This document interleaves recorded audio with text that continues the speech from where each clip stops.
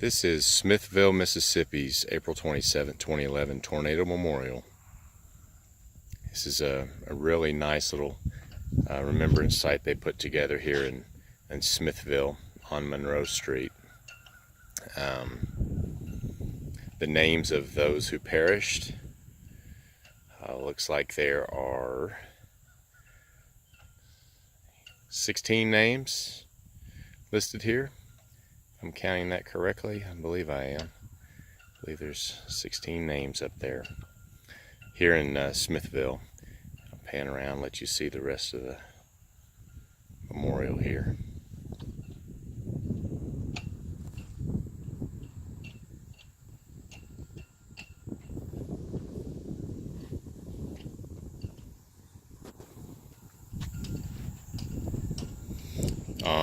On top of these, on the sides of these seats, these benches, there's names as well. It's really neat.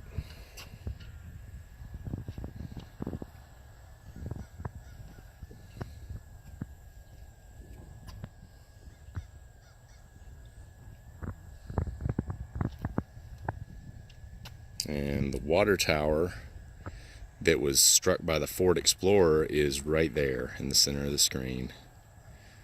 That Ford Explorer was picked up, thrown a quarter of a mile into the top of that water tank, and then thrown an additional at least another quarter mile, and was found crumpled up in a ball so small that it was not recognizable. There were many other major violent tornado indicators, also damage oddities, EF5 damage oddities that happened here in Smithville. Another one was there was a roadway here in the city that was rolled up partially. It was what they call a patch tar road, and it was the pavement type. That's what it's known as.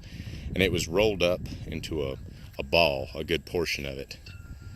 And obviously the pavement was torn up and rolled into a ball. Thought that was pretty amazing.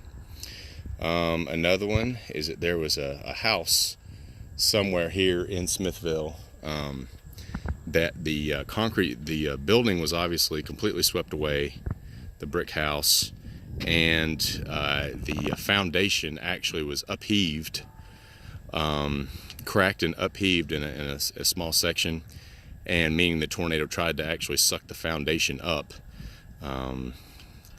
It could have resulted from some wood, some timber, being attached to that and that being wrenched around. But nonetheless, extremely impressive. And that lot, tile was also stripped from the foundation there as well, if I'm remembering correctly.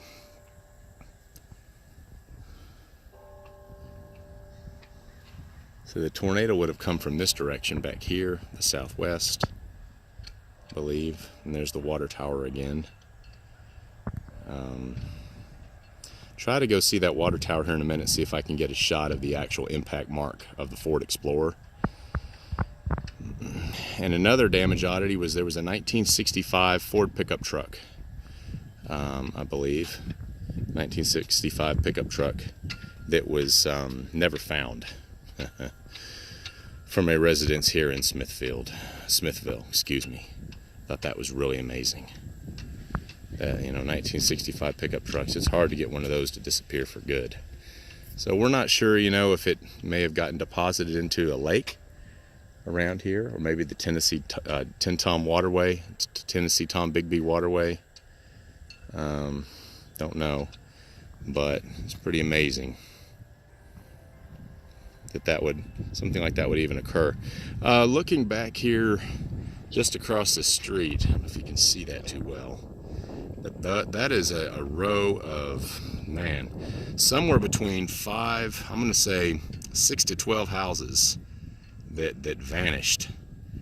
And you can see the slabs, the foundations of those houses over there.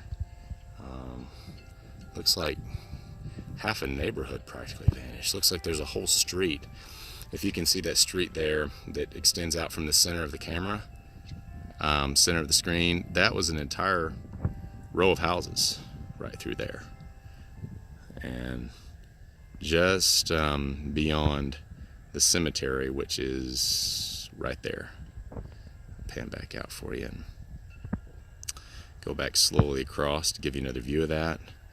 So I'm sure that there were fatalities back up in there. And then zoom in one more time to show you that. That's heart-wrenching to see that, because you know that at least half of those houses were probably swept away, if not all of them. And you know that unfortunately there were probably people that perished in that subdivision. And then looking back again to the southwest, hear the church bells ringing there off in the distance. But I'm going to back up and give you an overall view of this beautiful little plot here in Smithville, Mississippi. It's really neat the way they did this here.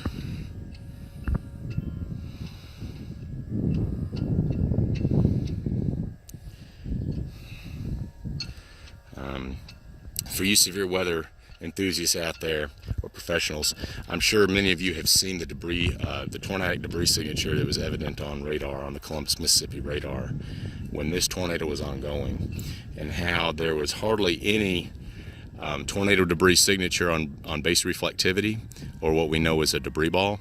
And then all of a sudden, as the storm passed through, as the tip of the hook swept through the Smithville area, all of a sudden on the next volume scan, this massive tornado debris ball, tornado debris signature or debris ball appeared at the tip of the hook on the Columbus, Mississippi base reflectivity. It's pretty scary.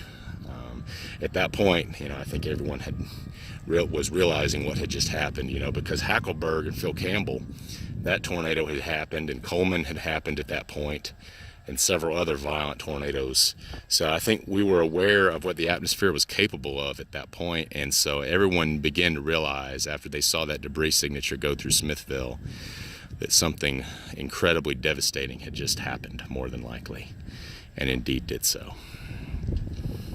So just wanted to give y'all a little look at this place. Y'all take care.